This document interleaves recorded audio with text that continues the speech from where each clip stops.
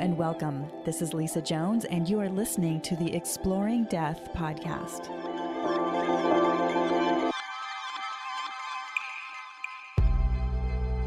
Welcome, it's Lisa Jones from the Exploring Death podcast, and today I have with me Bonnie Jennings. Bonnie is a fairly recent NDE-er as her experience took place this past year in February. Today we are going to talk about her experience. She was dead for at least 30 minutes, maybe longer, and today she's going to share with us what she experienced on her journey. Welcome, Bonnie. Hi, thank you for having me. I so much appreciate it. And I have to say, my dog keeps bumping my leg here. If I give him a great big leave us alone, just know.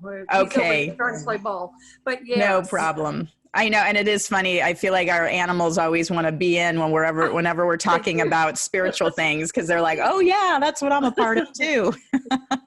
They were here. They were a part of it. Yeah. That's right. That's right. Well, let's go back to last February, 2019, when this all unfolded for you, and just go ahead and start. And I might break in and ask you a few questions, but we're excited to hear what you have to say. Well, let me first say that I am a registered nurse, and I've been one for almost, I think, 23 years. I can't remember. And in February of 2018, where I was working, required us to get a flu shot. And I have always had reactions to it. And it was either get the flu shot, wear a mask, or resign. And I knew I couldn't wear a mask because I'm an asthmatic. And so I said, I'm not going to resign. And so I took that flu shot, and first my eyes dilated within 2 weeks, and then a progression of weight gain. And then February the 8th came, and that was the night that I remember dying. And that was the following year, right? So it was a year after the first, it was the same year. Oh, I'm sorry. The flu shot was in 2018. Right. And so it was February the 8th that I remember dying. Which was the following year. I just want to clarify, yes, right? So it took a year. Oh, yeah. Okay. Yeah, because that's amazing. I mean, I just want to affirm that it's just amazing how, because I'm very reactive to any kind of medication. Anything that has contraindications, I experience it when it happens. Yeah. So I understand. When the show ends, you and I need to talk, because if you are a person that has any kind of reactions, and you may be a young person without the reactions, but as you get older, those reactions get more and more and more. And so you could be, I'm not saying that you will be, but there's a good chance that you're allergic to a lot of things, and who knows? Yeah. Well, and I also believe after my out-of-body experience that I also became even more sensitive to things, which again, that's a whole nother discussion. Anyway, so February 8th, 2019, I died. I was having an asthmatic attack. I went into status asthmaticus, and then respiratory failure, and then I had a myocardial infarction, which is a heart attack. And so my son is 37 years old, and he was here with me. He says I spoke to him the next morning. I don't remember it. And from there, he called EMS, and they came out. And it was the coldest day of winter, and we're kind of in the country. So I was thinking, God, how are they going to drive? I was worried, just so worried, And anyway, they got here, and they started CPR, but I was gone. I don't remember any of it. And anyway, they took me out of the hospital, and we're about 12 miles. And my son told me it took them over an hour to get me there, because they were doing CPR the whole time. They were doing it here. So I say it's over 30 minutes. And I tell you that because I had a brain injury, which is called an anoxic brain injury. And usually after a few minutes with that, you can't speak, you can't think. You were in a nursing home for the rest of your life.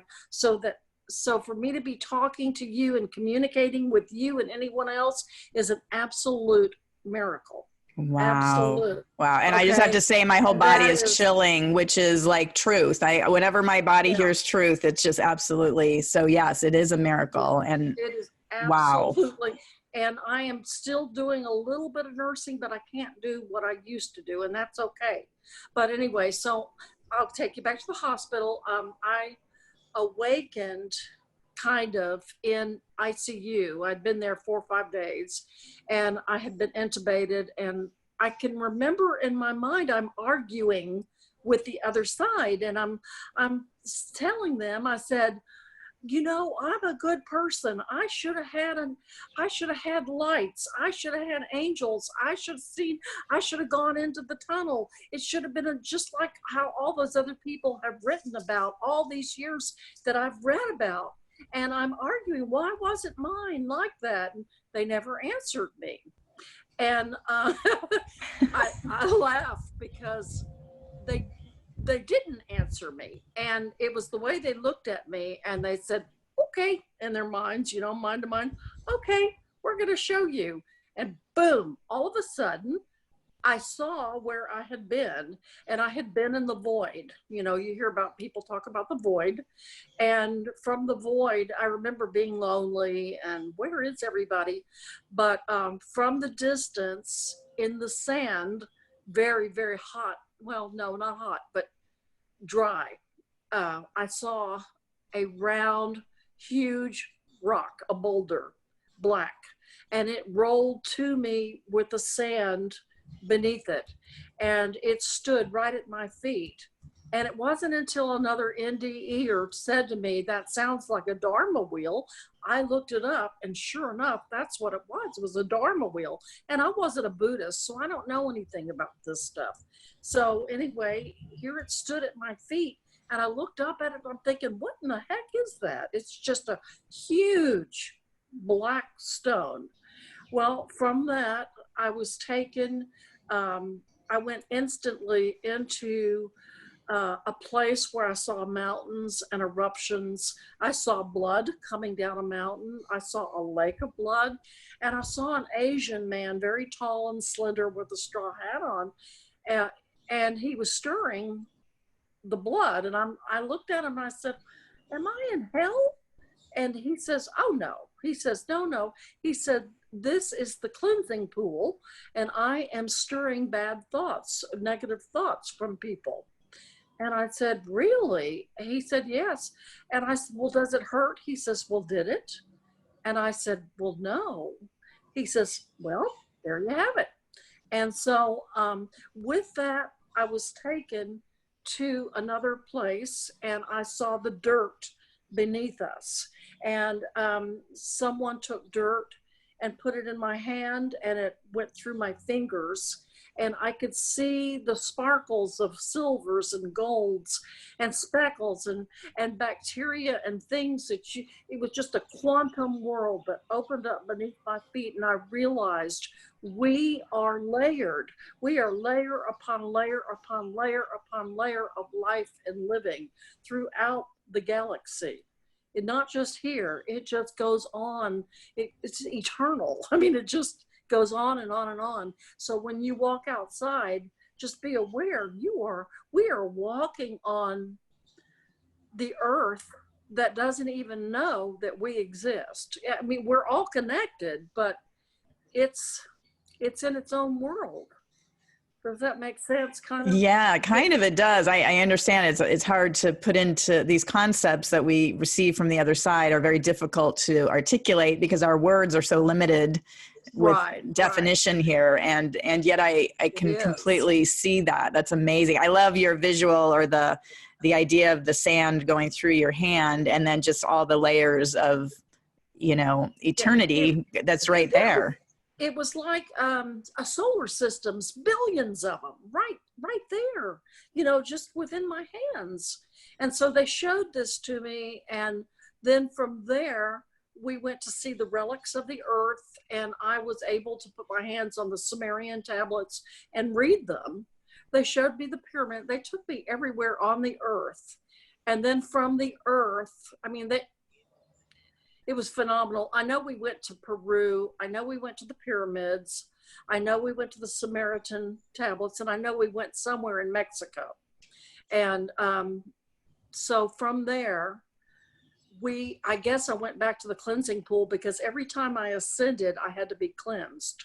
So from there, we went on into the outer space area. And I went on to what I would assume is an aircraft, a spacecraft, the UFO or whatever. And I walked into a room that was much like an office room that we see here, and the lights were dim, and there was a table, and I stood there, and all of a sudden I think it was 5 beings came, and they gathered at that table, and they sat down, and I said to them, "Are you our makers? Are you the human makers?" And they said, "Yes, we are."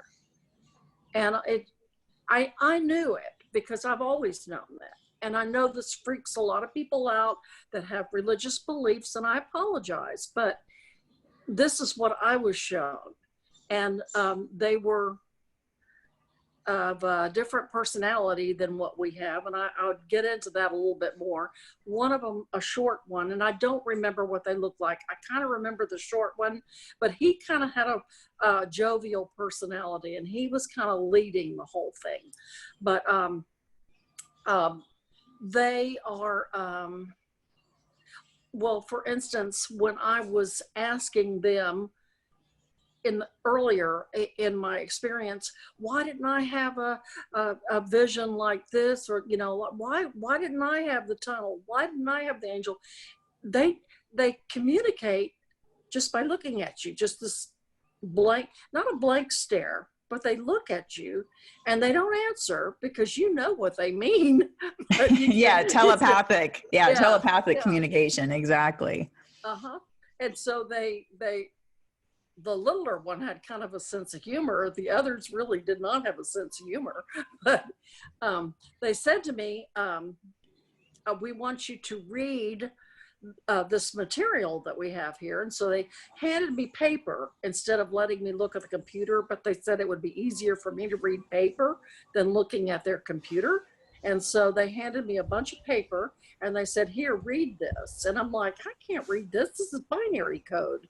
And they're going, "Oh yeah." But they didn't say it, but they looked at me, "Oh yeah, you can read this." I'm going, "I can't read binary code." Well, anyway, from the binary code, I understand now it's like when somebody prays and they go, "Dear God, I need help on such and such a day." Well, they take the binary codes and they locate the person instantly by the year that they're in, where they're at, the instant, the moment, and they can be there just by reading the codes. And that's what I learned from that. And then they took me to another room, and they said, "Here, we want you to read these star charts." And I read, that thrilled me. I knew what the star charts meant and where we were. And from there, I was taken to Pleiades and to Orion's belt. And at that point in time, well, when I was with them, I almost felt like I was being interviewed. Okay. I thought the whole process was like, okay, what am I being interviewed for? So when that was all over, the questioning and everything, they just kind of opened the back up of the spaceship, and they said, "Have fun, go out into the world, into the universe." And that's what I did. I went out, and I went from nebulas to stars to this and that. I went to the perimeters of the universe, and on the perimeters of the universe, there's like Fibonacci code. There's like Fibonacci designs up there, and it's made with kind of florals, and these florals are speaking. They talk, they communicate, and they sew up the universes in like a baby bundle. And they said to me, "Well, don't ever try to wander out of here, out of the entire baby bundle." They said, "Because when you do, you'll never come back, because no humans have." So that told me there had been other humans that had been that had wandered outside of where I was. So I knew I wasn't the first one to be in this spot. They said, never go out there. We don't go with you. You don't go accompanied. So when you go out there, you will never return again. And so anyway, I drew some pictures of this stuff if you want to see it. Oh, wow. That'd be great. Obviously, my listeners on the podcast won't be able to see it, but if you go to my YouTube channel, then they can find it. They'll be able to see it. So yeah, please show us the pictures. Oh, wow. Okay. Now, this is the guy that I think is my guide. Uh-huh. And I normally put him in black and white because it's more him. Okay. This is you see that? Oh yeah, the blood coming down the mountains. Yeah. This Wow. is the cleansing pool, and the Asian, my fingers are on an Asian man over here. Oh, okay. Yeah. Yeah. And then this is the Fibonacci design. Oh, beautiful. Yeah, these plants were speaking to me. I mean, this sounds bizarre, doesn't it? This is really crazy. But well, this one last picture, because this is actually in the upper left or upper right lobe area of the lung area. That's where the universes sit. Oh, wow. Okay, so what I figured out after I drew this is like a human body. This is like cell tissue. And so they were telling me, do not go outside this area here, the upper right. But anyway, I went to an art therapist who helped me draw these things after it was over. So if anybody has an experience and they need to know more about what they do, going to an art therapist is very, very beneficial. I recommend it. Even if you're not an artist, go to one. Right. And she was able to take you to those places to allow you to kind of put it down on paper? Well, she, for over a month, said, you've got to draw this. You've got to draw this. I'm going, I can't draw this. This is way too fantastic. I mean, she said, just try. And so these don't look anything like what I really saw, but they help me to remember what I saw. I mean, the colors there are just totally different than what we have here. And it's, the little plants I have here are nothing compared to what you saw. Well, yeah, that was my experience as well. I mean, the colors, they're like living colors, right? I mean, you can't, we can't touch them here because they're amazing, just, they're phenomenally different than what we see here. They are. I mean, I'm talking to you and it sounds like a joke, but it wasn't. It's what I saw. And, beautiful. Yeah. So that was it in a nutshell. And then so you were doing all of that, and then how did you come back into your physical body? Okay. Well, my sister, who's 70 years old, and my two children who are in their upper 30s were there at my bedside. And they kept saying, Mom, it's not your time. It's not your time. And I knew I was deceased. There was no question. I knew it. And I kept hearing them and I kept thinking, okay, yeah, they're right. Okay, yeah. And the more they called me, the more I knew, okay, I need to return.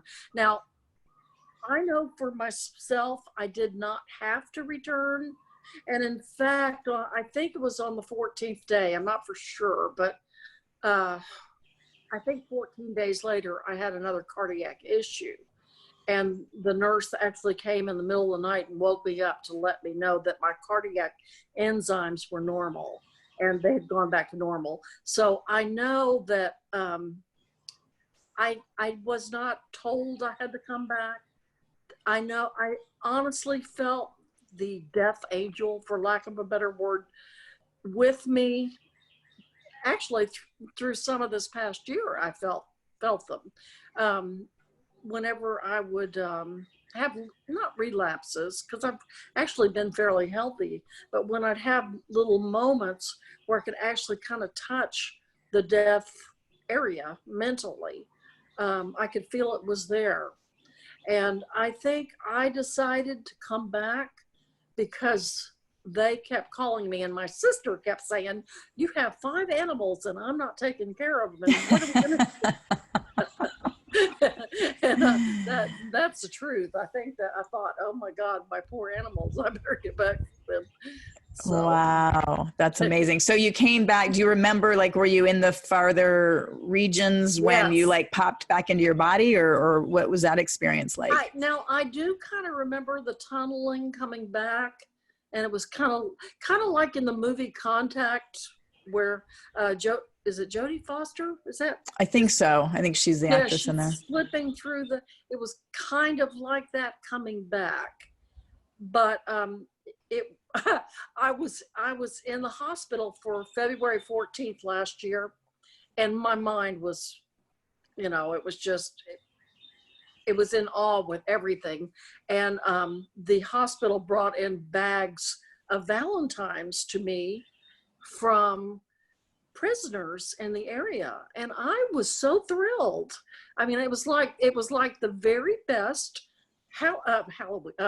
February 14th, Valentine's Day I had ever had, and was just incredible. I mean, it was a wow experience. Wow. Yeah. That is great. And so since then, so you came back into your body, and you were healthy enough, obviously, to be released from the hospital. Yeah. Have you, I mean, yeah. yeah. So do you want to talk a little bit about that? Did you see any angels or any helpers, or was that, difficult? Was it relative? I mean, like you said, the fact that you're speaking is such a miracle. I'm just curious if there were any other miraculous kind of experiences that you've had since coming back. Well, I'm a nurse, so sometimes nurses and doctors are the worst patients in the world. I don't know if you knew that, but we are. But I was utterly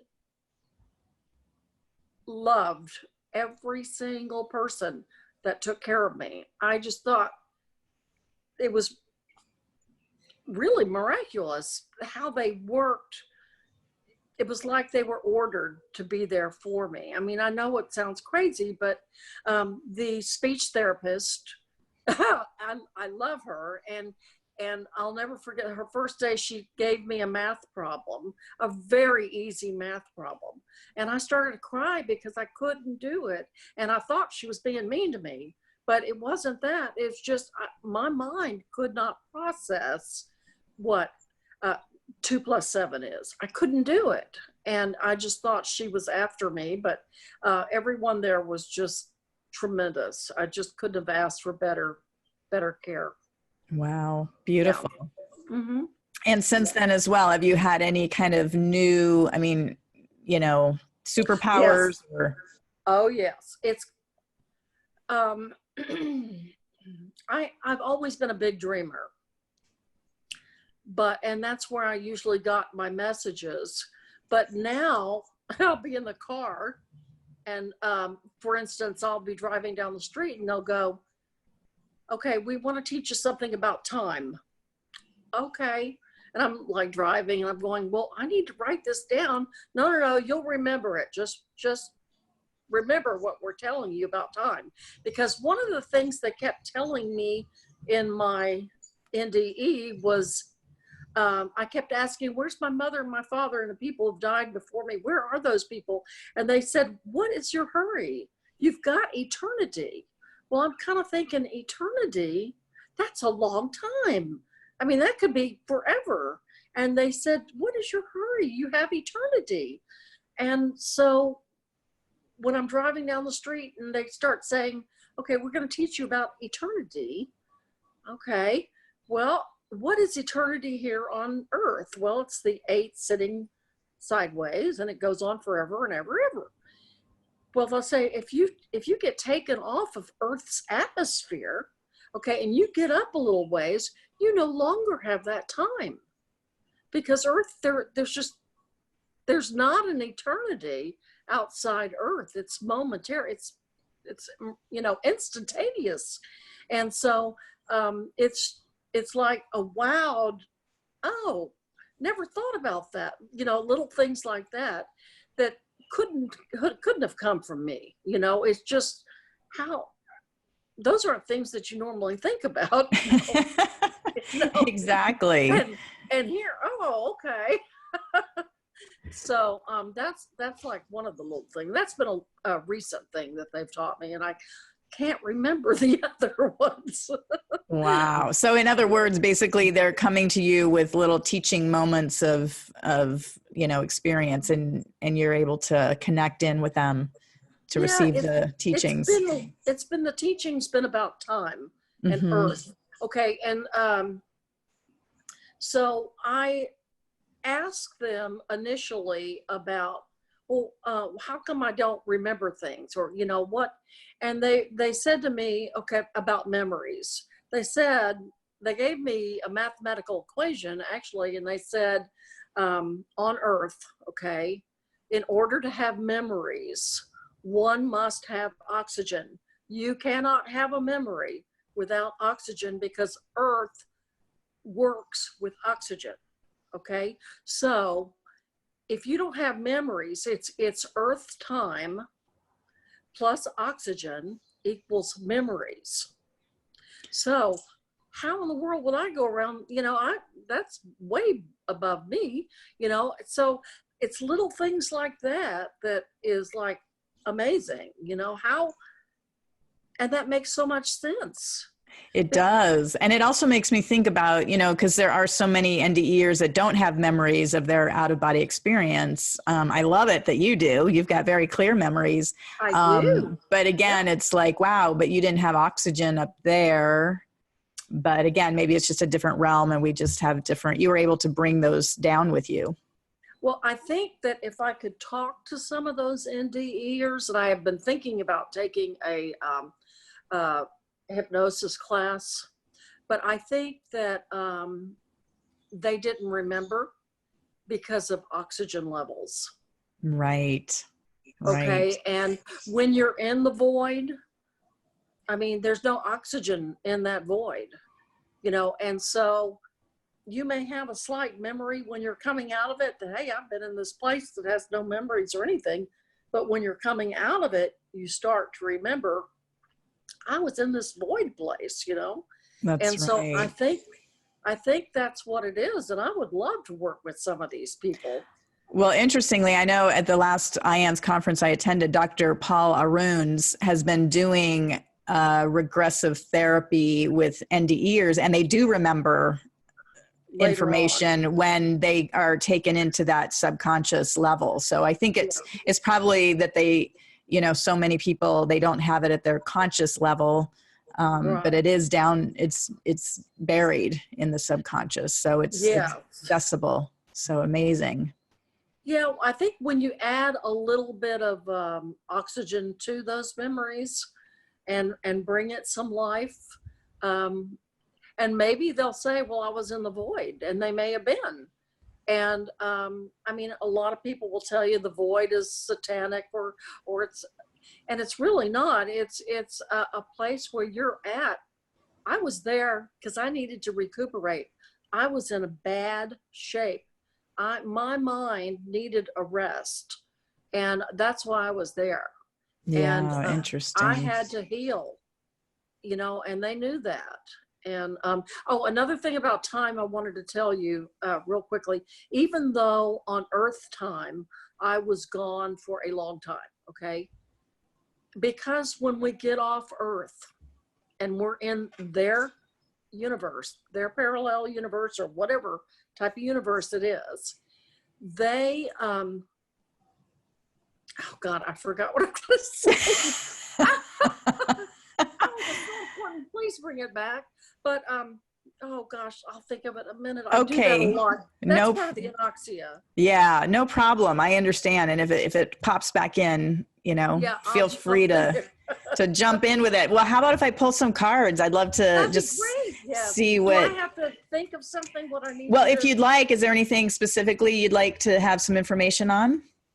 Something on my future. Okay. let's see what the future, what the universe would like you to know. It's so fascinating. I just love all your connections with the universe and how you're bringing back all these amazing information. So your future. So the first card, it's always the blockage card, and it's pleasure. Pleasure. Okay. Well, and as a blockage card, what I'm getting is that, it's almost like the unknown. Is it, I don't know, is it pulling at you? Is it like, are you distressed about the future, or is it something? A little bit. Yeah. A little bit. Because that's what, so the opposite obviously of pleasure would be distress and kind of your concern about that. So your action card is grace.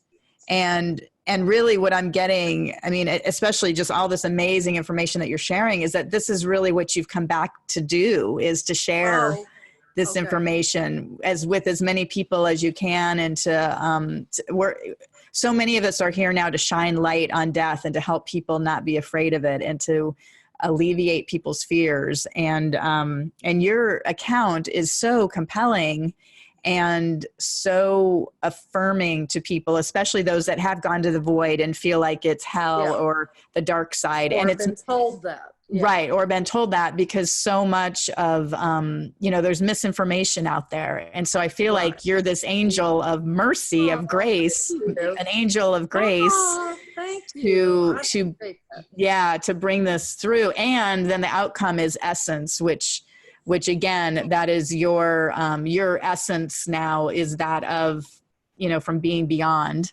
Right. And sharing that with people. So it's essential, actually. Oh, they just said it's essential. Your essence is essential for the transmutation, transformation of people here and now. So the more you can share, the better, because it's really about helping people ascend to these higher ideas and mindsets. Thank you. So I needed that. You're welcome. Yeah. Because I feel like there is this almost, not a torment, but just kind of this like, now what, right? Like, what is this all about? Yeah. I can no longer work a 12-hour shift that nurses do. Right. I can't do that. My mind won't handle it. But what do I, and I'm 76 years old. I'm not 76, 67. See, reverse numbers. But 67. So, I mean, what do I do? I mean, Right. And I've always done. So I can't sit here day after day. I just can't Right. Well, I'm definitely getting that this is like your next calling. You're a nurse to the people that are, that's wonderful. Thank you. That are helping, especially, and really helping. Wow. It's like flowing through, like truly you're here to help like the traumatized NDEers, to give them solace and to give them like nursing for the NDEers that are traumatized by their experience, because there are so many people that come back and don't know, what to do with it. And so that's very much in your future. I remember now. Wonderful. Oh, okay, now I forgot. No. Good. Oh God. And you said it. When you said it, you I forgot. Never mind. Into it. Oh my goodness. Well, yeah. Well, that you're here to, to help alleviate the suffering of those people. So we'll see if you remember it, you can, I will call me. Oh Lord. It'll keep people listening to see all the way to the end if we ever. It or not. That's right. Wow. Well, Bonnie, thank you so much. What a blessing to talk with you. And do you have a place people can contact you if they want to discuss this, or, we'll put the link obviously on the website, but you can mention it here if you'd like. I sent a few minutes ago, I sent to you a blog that I have that this story is on. They can go on and read. Also, they can reach me on Facebook. Okay, great. Okay. And I guess that's probably the best, huh? Yeah, that sounds wonderful. And again, I'll have those links on my website so people can just click and connect with you. So, well, again, thank you, Bonnie. It's been such a joy chatting with you. And wow, what a privilege to hear your story. It's so compelling and just what a gift to humanity to be able to hear that. Thank you for asking me. I appreciate it. Thanks. Thank you for listening to the Exploring Death podcast. This podcast is for entertainment purposes only. Before you make any financial or legal decisions, consult a professional. This show is copyrighted by Exploring Death. Written permission must be granted before syndication or rebroadcasting.